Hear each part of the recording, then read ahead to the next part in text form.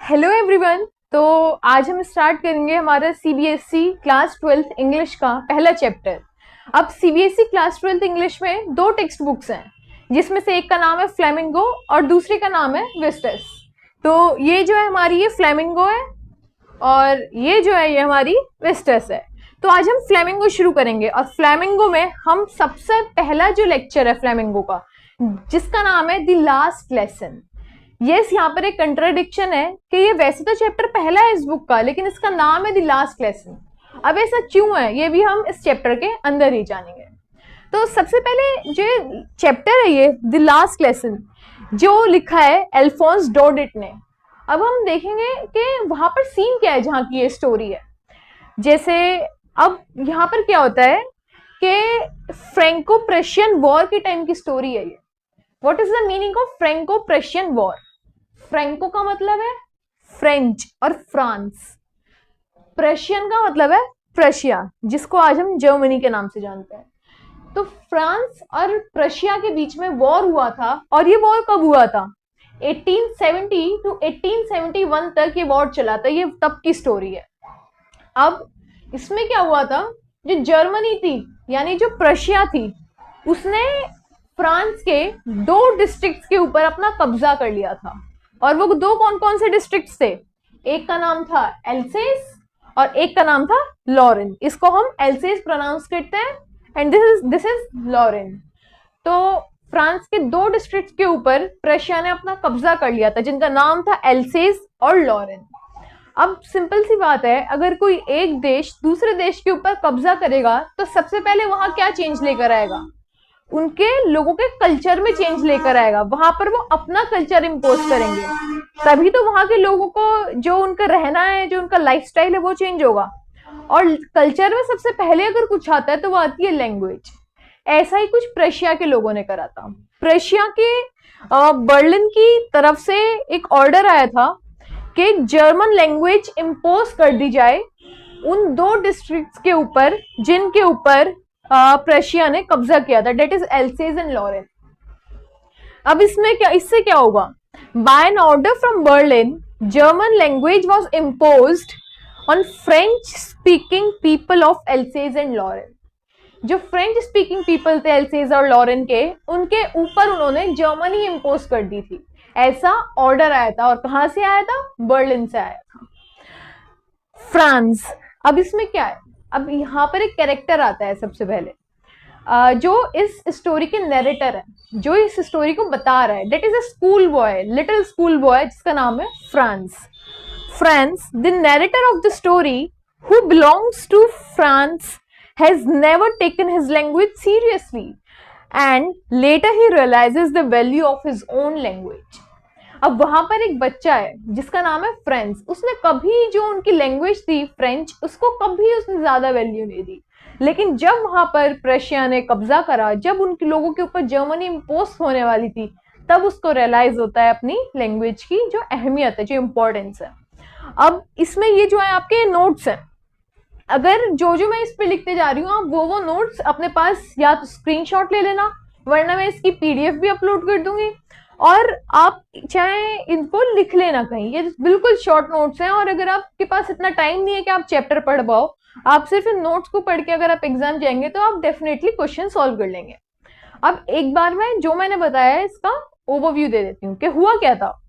Franco प्रेशियन war चल रहा था, यानी फ्रांस और प्रशिया के बीच में वॉर चल रहा था। कब चल रहा था? 1870 टू 1871 के बीच में। अब वहां क्या हुआ था? जर्मनी और Prussia occupied two French districts, Alsace and Lorraine. Prussia ने फ्रांस के दो डिस्ट्रिक्ट्स के ऊपर अपना कब्जा कर लिया था। कौन कौन से डिस्ट्रिक्ट थे वो? Alsace and Lorraine. By an order from Berlin, German language was imposed on French speaking people of Alsace and Lorraine. अब वहां पर सीधी सी बात है, वो लोग उन लोगों की लैंग्वेज हटाकर अपनी लैंग्वेज रखना चाहेंगे, तो वहां पर जर्मनी इम्पोज कर दी गई थी on French speaking people, else's और लॉरेन के, क्योंकि ये ही दो डिस्ट्रिक्ट थे जिनके ऊपर उन्होंने सबसे पहले कब्जा किया था।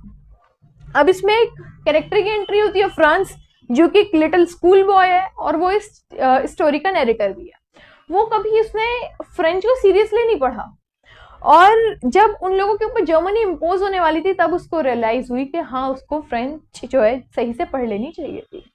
तो अब यहाँ तक आपको समझ आया, तो हम स्टोरी में शुरुआत करते हैं कि स्टोरी की शुरुआत कैसे हुई है। ठीक है, तो आप लोग अपनी जो एनसीईआरटी है, जो आपकी ये फ्लेमिंगो है, वो आप अपने साथ रखना और साथ साथ ये नोट्स आप नोट डाउन करते रहना, चाहे स्क्रीनशॉट ले लेना। अब हम एंट्री करते हैं इस चैप्टर के अंदर। तो अब हम देखते हैं कि इस जो हमारा लेसन है इसमें कैरेक्टर्स क्या क्या हैं। तो सबसे पहले कैरेक्टर है हमारे पास फ्रेंड्स। और सबसे एक इम्पॉर्टेंट चीज, ये जितने भी कैरेक्टर्स यहाँ पर मैंने लिखे हुए हैं ये सारे फ्रेंच पीपल हैं, इनमें से एक भी जर्मन नहीं है। ठीक है, ताकि बाद में कंफ्यूजन ना हो, मैं यहाँ पे लिख देती हूँ कि ऑल आ फ्रेंच। ठीक है, ऑल आर फ्रेंच, ये जितने भी यहाँ पर दिए हुए हैं सब फ्रेंच पीपल हैं। ठीक है, सबसे पहले कैरेक्टर है फ्रेंड्स, इसका नाम फ्रेंड्स है, ये नरेटर है सबसे पहले स्टोरी का, और ये एक स्कूल बॉय है and it is a student of mister Hemil, जो हमारा सेकंड कैरेक्टर है, मिस्टर एम हेमिल जो फ्रेंच टीचर है। ठीक है, ये सेकंड कैरेक्टर है हमारे and he is a teacher of France. अब वॉचर है, वॉचर नाम है एक ब्लैक स्मिथ का। ब्लैक स्मिथ कौन होता है? लोहार, जो लोहे का काम करते हैं। तो watcher is a black Smith. अगला कैरेक्टर है ब्लैक स्मिथ एप्रेंटाइज। एप्रेंटाइज का मतलब होता है ट्रेनी, जो ब्लैक स्मिथ के अंडर रहकर काम सीख रहा है, दैट इज ब्लैक स्मिथ एप्रेंटाइज, जो हमारा नेक्स्ट कैरेक्टर है। इससे जो नेक्स्ट कैरेक्टर है दैट इज ओल्ड हॉजर। ओल्ड हॉजर एक और सबसे एक चीज इंपॉर्टेंट, अगर आपको कहीं भी पूछा जाए who was wearing 3 corn head, तो आपको आंसर होना चाहिए ओल्ड हॉजर। और अगर आप कहीं ओल्ड हॉजर को मेंशन करें तो आप लिख सकते हैं ओल्ड हॉजर विथ 3 कॉर्न हेड। ठीक है, यहाँ पर इन्होंने 3 कॉर्न हेड पहनी हुई थी।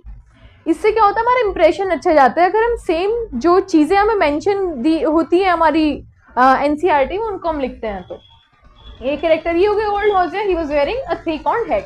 Next was former mayor, former postman and other villagers. ये हमारे कुछ इंपॉर्टेंट है, लेकिन ये कैरेक्टर्स है, लेकिन जो इनमें इंपॉर्टेंट है वो ये दो हैं, Franz and mister M Hamel. ये दो मेन कैरेक्टर्स हैं। ठीक है, अब देखो हमने एक ओवरव्यू पढ़ लिया, हमने वहाँ का सिनेरियो देख लिया है जहाँ की स्टोरी है, हमने कैरेक्टर्स देख लिए हैं। अब हम इस स्टोरी को शुरू करेंगे and one of the most important thing that ये सारे फ्रेंच पीपल हैं। ठीक है, तो अब हम यहाँ से अपनी स्टोरी शुरू करते हैं। आप सब अपनी एनसीईआरटी लेकर बैठना, मैं अपनी एनसीईआरटी से एक एक करके लाइन पढ़ूंगी, पर साथ में मैंने जो इसके प्रॉपर नोट्स हैं वो यहाँ पर लिखे हुए हैं। मैं इन नोट से भी एक्सप्लेन करूंगी और साथ साथ आपकी एनसीईआरटी से भी। It would be much better कि अगर आप अपनी एनसीईआरटी साथ लेकर बैठे। तो यहाँ से जो स्टोरी है वो स्टार्ट होती है। स्टोरी में क्या होता है कि फ्रेंड्स स्कूल जा रहा होता है, सुबह सुबह का टाइम है, फ्रेंड्स स्कूल की जा रहा होता है, स्कूल के लिए लेट होता है, और साथ ही मिस्टर हेमिल जो फ्रेंड्स के टीचर हैं उन्होंने एक होमवर्क दिया होता है कि उनको पार्टिसिपल्स याद करके लाना है। They have to study participles, लेकिन फ्रेंड्स ने उनको पढ़ाई नहीं है। वो अब फ्रेंड्स को ये भी डर है कि पहली बात तो वो स्कूल के लिए लेट है, और दूसरी चीज कि उसने पार्टिसिपल्स भी नहीं याद करे हैं। तो अब यहाँ पर हम एनसीईआरटी से पढ़ के शुरू करते हैं। I started for school very late that morning and was in great dread of scolding, especially because Mr. M. Hamill has said that he would question us on participles. इसमें क्या है कि जो फ्रेंड्स है वो कह रहे हैं कि वो सुबह सुबह उठता है, स्कूल के लिए लेट होता है, और साथ ही was in dread of scolding. Dread का मतलब होता है फियर और scolding का मतलब होता है डांटना। यानी यहाँ पर फ्रेंड्स कह रहे हैं कि उसको डर लग रहा है डांट खाने का मिस्टर हेमिल से, क्योंकि मिस्टर हेमिल्स ने कहा था कि वो पार्टिसिपल्स के ऊपर क्वेश्चन पूछेंगे and I did not know the first word about them. और फ्रांस को तो कुछ भी नहीं पता है पार्टिसिपल्स के बारे में। For a moment I thought of running away and spending day the out of doors. एक बार को फ्रेंड्स के दिमाग में आता है कि चलो क्लास बंक करके बाहर जाते हैं और बाहर एंजॉय करते हैं instead of going to the class. It was so warm and so bright, the birds were chirping at the edge of woods. जो दिन था वो बहुत ब्राइट था, वहां पर धूप निकली हुई थी, the birds were chipping and in the open field back the सॉमिल the Prussian soldiers were drilling. जो सॉ मिल के पीछे फील्ड था वहां पर प्रशियन सोल्जर्स ड्रिल कर रहे थे। सॉ मिल का मतलब क्या होता है? Sawmill is a factory जहां पर वुड काटी जाती है and Prussian soldiers were drilling. Drill का मतलब होता है परेड करना, मार्च पास्ट करना। It was all much more tempting than the rules of participles. ये सब उसको पार्टिसिपल्स के जो रूल्स थे उससे ज्यादा टेम्पटिंग लग रहा था। टेम्पटिंग का मतलब होता है attractive. But I had the strength to resist and hurried off to school. पर फ्रांस क्या करता है, वो इन सब चीजों पर ध्यान नहीं देता है, वो स्कूल जाता है। फ्रांस कह दे कि I has the strength to resist. Resist का मतलब है अवॉइड करना, कि वो उन सब अट्रैक्टिव चीजों को अवॉइड करके वो स्कूल जाता है। When I passed the town hall, there was a crowd in the front of bulletin board. अब जब फ्रेंड्स टाउन हॉल के सामने से निकलता है तो बुलेटिन बोर्ड के सामने बहुत ज्यादा भीड़ होती है। बुलेटिन बोर्ड क्या होता है? एक नोटिस बोर्ड टाइप होता है किसी शहर में या किसी जगह पर, जहां पर जितनी भी नई इंफॉर्मेशन है उस बोर्ड पर लिखी जाती है। जैसे कि आपके स्कूल में भी एक नोटिस बोर्ड होगा कि अगर जो भी इंपॉर्टेंट इंफॉर्मेशन है, कोई कंपटीशन होने जा रहा है या आपकी स्कूल हॉलीडे है या कुछ भी है, तो उस बोर्ड पर लगा दी जाती है। इसी तरह से बुलेटिन बोर्ड वहां पर लगा हुआ था टाउन हॉल के पास, जहां पर क्या होता है, जितनी भी नई इंफॉर्मेशन होती है वो वहां आती है। For the last 2 years of all the bad news had come from there, the lost battles, the draft, the order of commanding officer and thought myself without stopping what can be the matter now. अब वहां पर क्या होता है, war का scene होता है, तो जितनी भी बैड न्यूज आनी होती है वो सारे बुलेटिन बोर्ड के थ्रू आ रही थी पिछले 2 साल से, जैसे कि लॉस्ट बैटल्स या कमांडिंग ऑफिसर ने क्या नया ड्राफ्ट दिया है, ये सब। तो जो फ्रेंड्स है वो बिना रुके ये सोचता है कि अब पता नहीं कौन सी बैड न्यूज आई होगी। Then as I hurried by as fast as I could there, the blacksmith watcher who was there with his apprentice reading the bulletin board called after me, don't go fast bub, you'll get to your school in plenty of time. अब जैसे ही वहां से friends जा रहा होता है तो black Smith, जिसका नाम वॉचर है, ब्लैक स्मिथ यानी लोहार, अपने अप्रेंटाइज यानी जो उसके अंडर ट्रेनिंग करने वाला इंसान है उसके साथ वहां खड़ा होता है बुलेटिन बोर्ड के सामने। बुलेटिन बोर्ड को पढ़ता है और फ्रेंड्स से कहता है कि ज्यादा जल्दी मत करो, अभी बहुत टाइम है, तुम आराम से स्कूल पहुंच जाओगे। I thought he was making fun of me and reached Mr. M. Hamill's little garden all out of breath. उस फ्रेंड्स ने सोचा कि मेरी मजाक बना रहा है कि मैं लेट हूं इसलिए, और वो जल्दी जल्दी मिस्टर हैमिल के लिटिल गार्डन तक पहुंच जाता है। Usually when their school began, there was a great bustle which could be heard out in the street. The opening and closing of desks, lessons repeated in the unison, very loud with our hands over our ears to understand better, and the teacher's great ruler rapping on the table. अब usually जब school शुरू होता है तो बहुत शोर होता है स्कूल में। आपके स्कूल में भी बहुत शोर होता होगा। वहां पर बहुत सारे जो डेस्क होती है उनके हिलने की आवाज आती है, टीचर्स जो अपने रूलर टेबल पे मार रहे होते हैं उसकी आवाज आती है। लेसन्स रिपीटेड इन यूनाइजन, यानी एक पूरे ग्रुप में एक साथ सारे बच्चे एक साथ लेसन बोल रहे होते हैं ताकि उनको बेटर समझ आ सके, उसका शोर होता है। But now it was also still, लेकिन उस दिन सब एक मतलब शांति थी स्कूल में, कोई भी वहां पर कोई भी बसल यानी नॉइस नहीं थी। I had counted on the commotion to get my desk without being seen. उसको लगता था कि वो चला अपना बिना कोई नॉइस, कमोशन का मतलब होता है नॉइस, बिना कोई नॉइस करे अपनी सीट पर जाकर बैठ जाएगा बिना दिखे। But of course that day everything had to be as quiet at Sunday morning. लेकिन उस दिन क्या था, सब कुछ बहुत शांत था जैसे कि संडे मॉर्निंग में होता है। उसने सोचा था कि वैसी बिल्कुल बसल हसल बसल होगी पूरे स्कूल में और वो साइलेंटली जाकर अपनी सीट पे बैठ जाएगा। अब क्या होता है कि उसको लगता था वो साइलेंटली क्लास में जाके बैठ जाएगा, लेकिन बहुत ज्यादा शोर थी। I saw my classmates already in their places and Mr. M. Hamill walking up and down with his terrible iron ruler under his arm. Friends देखते हैं अपने जो से क्लासमेट्स थे वो ऑलरेडी अपनी जगह पर क्लास में बैठे हुए थे, और वो मिस्टर हैमिल को देखते हैं कि मिस्टर हैमिल का जो अपने एक खतरनाक रूलर के साथ है, मिस्टर हैमिल क्लास में वॉक कर रहे थे। I had to open the door and go in before everybody. मुझे दरवाजा खोल के सब अंदर जाना था। You can imagine how I blushed and how frightened I was.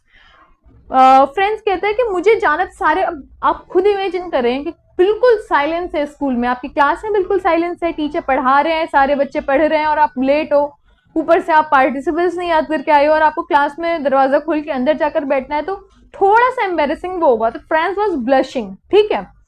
M Hamel saw me and said very kindly, go to your place quickly little Franz. Mister Hamel ने क्या करा, उसको देखा और बहुत प्यार से बोला कि फ्रांस अपनी जगह पर जाकर बैठ जाओ, we were beginning without you, हम तुम्हारे बिना ही शुरू करने वाले थे। I jumped over the bench and sat down at my desk. Friends क्या करता है, बेंच के ऊपर से जाता है और अपनी जगह पर बैठ जाता है। Not till then, when I had got a little over my fright, did I see that a teacher had on his beautiful green coat, his frilled shirt and little black silk cap all embroidered that he never wore except on inspection and prize days.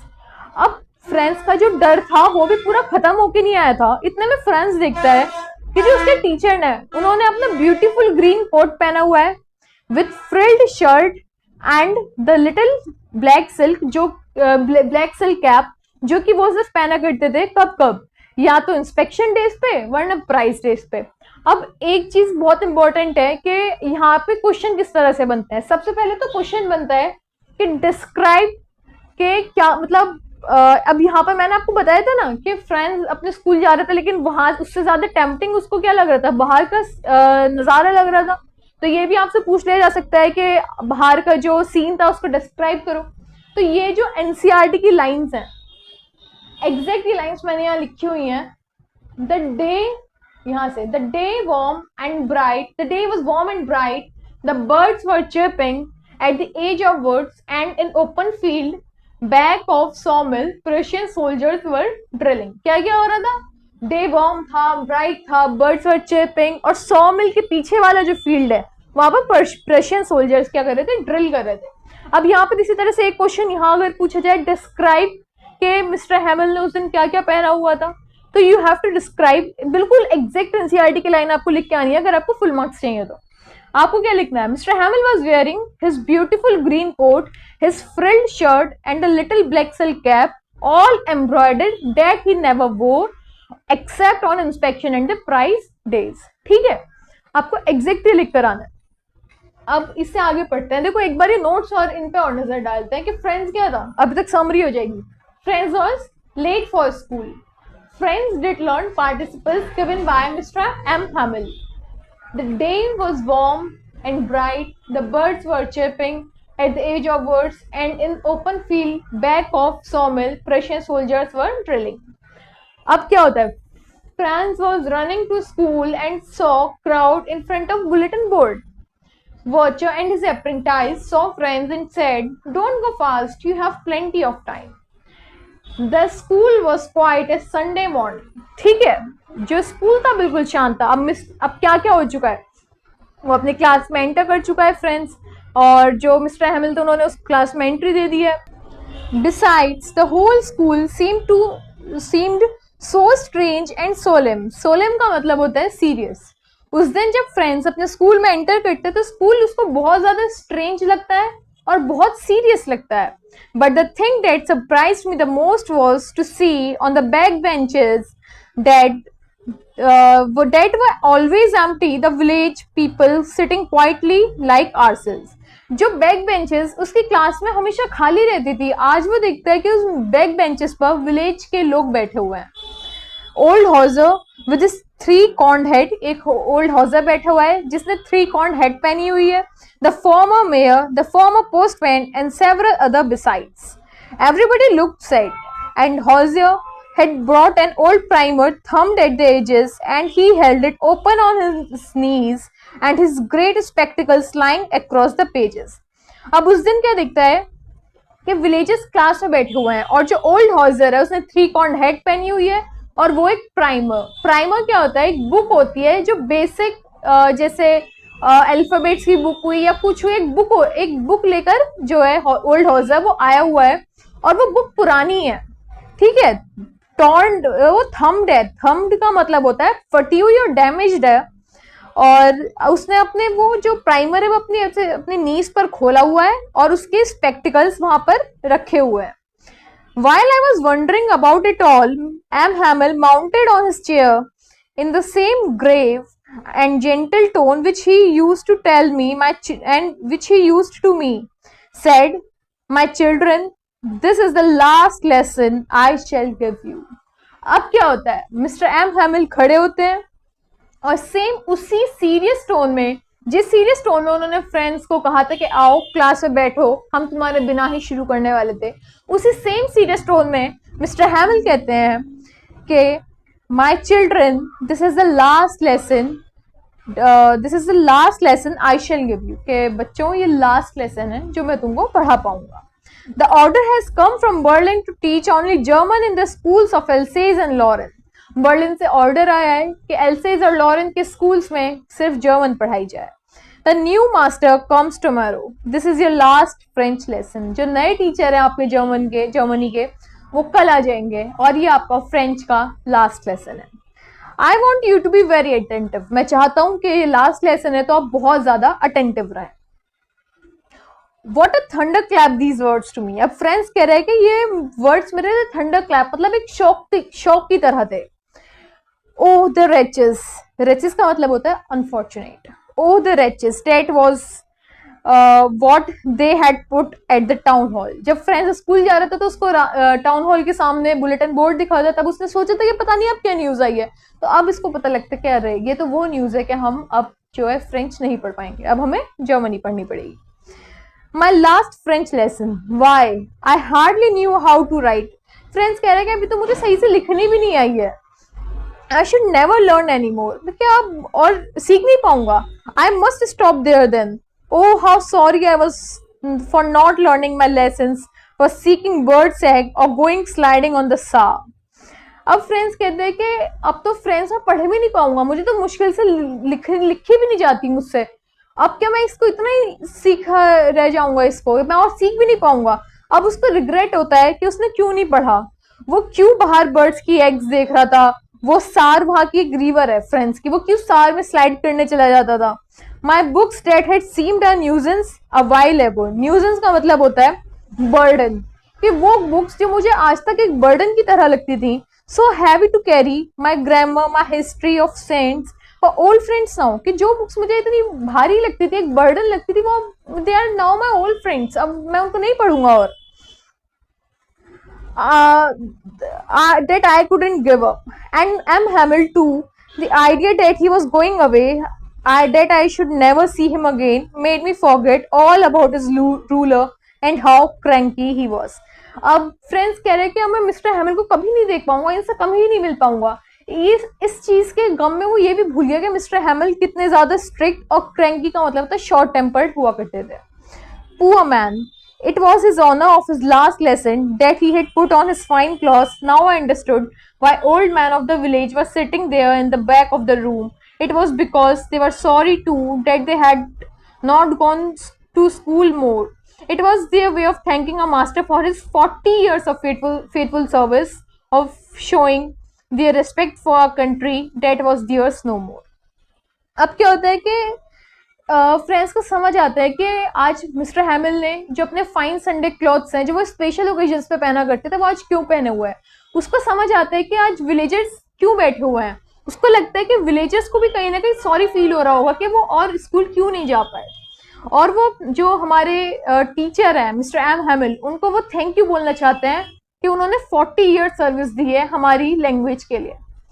While I was thinking of all this, I heard my name called. अब क्या होता है, अब सबसे पहले चलिए पहले इसके नोट्स पढ़ते हैं, फिर यहां से हम शुरू करेंगे. यहां तक के नोट्स पढ़ते हैं. The school was strange and solemn. Solemn का मतलब सीरियस. अब क्या होता है, फ्रेंड्स स्कूल पहुंचता है, वो देखते हैं स्कूल तो बहुत सीरियस है, बहुत ज्यादा स्ट्रेंज दिख रहा है.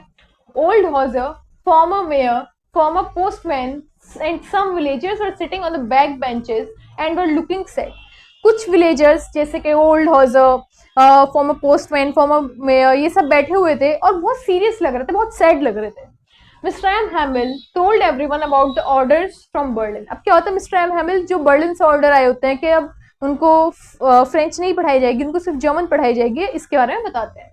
These words were thunder clap for friends. Friends को ये बिल्कुल शौक लगता है इन सबको सुन के. Friends forgot about the mister M Hamel's ruler and how cranky he used to be. अब क्या होता है, जब फ्रेंड्स को पता लगता है कि अब वो फ्रेंच भी नहीं पढ़ पाएगा और वो मिस्टर हैमिल से कभी मिल नहीं पाएगा, तो वो भूल जाता है कि मिस्टर हैमिल कितने स्ट्रिक्ट हुआ करते थे और कितने शॉर्ट टेम्पर्ड हुआ करते थे.